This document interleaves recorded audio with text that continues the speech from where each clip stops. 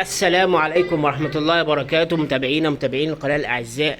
للأسف خسر ليفربول بهزيمة قاسية 1-0 أمام كريستال بالاس في مباراة يعني تفنن فيها ليفربول في إضاعة كل الفرص ضاع. داروين نونيز، كيرتيس جونز، محمد صلاح نفسه في كور برضو ضاعت منه، بس طبعا هو يعني ما كانش يقصد.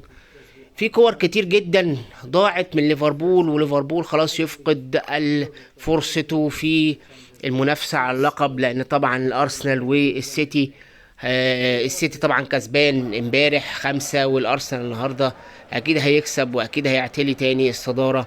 وللأسف ليفربول يخرج خلاص من سباق الدوري، زي ما هو خرج في ماتش أتلانتا يوم الخميس اللي فات من سباق الدوري الأوروبي.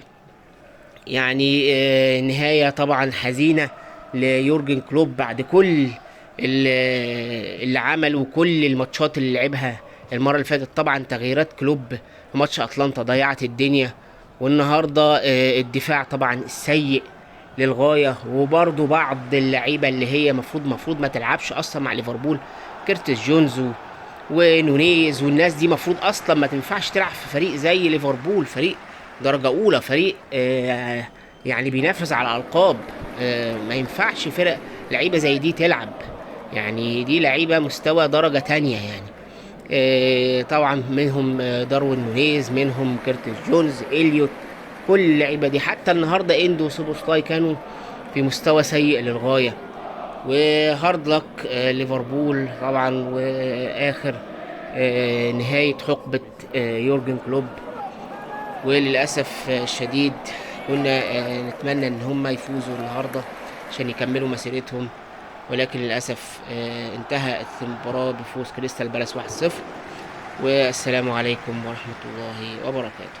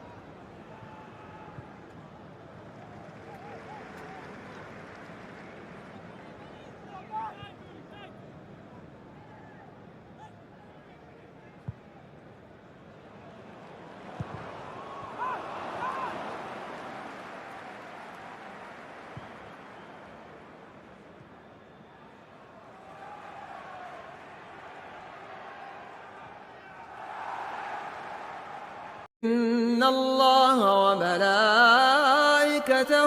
يصلون على النبي يا أيها الذين آمنوا صلوا عليه وسلموا تسليما.